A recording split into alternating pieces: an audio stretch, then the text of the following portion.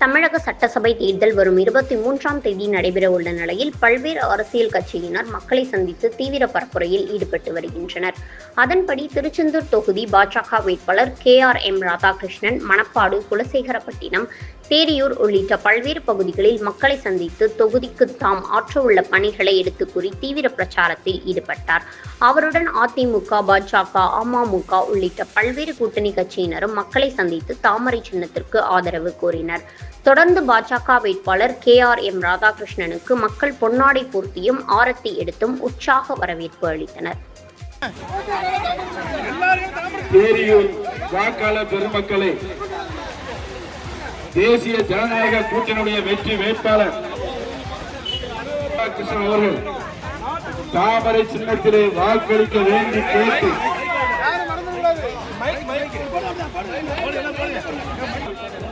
தேரியூரில் வாக்கு கேட்டுக் கொண்டிருக்கிறார்.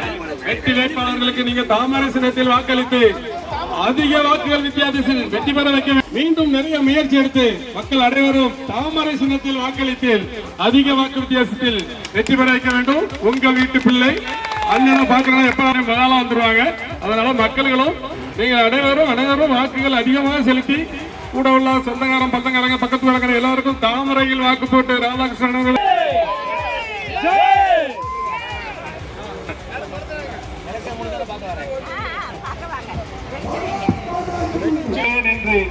உங்கள் முன் வாக்குகளை கேட்டு உங்களை இரு நேரம் கும்பிட்டு கூப்பிட்டு வந்து கொண்டிருக்கிறார். நீங்கள்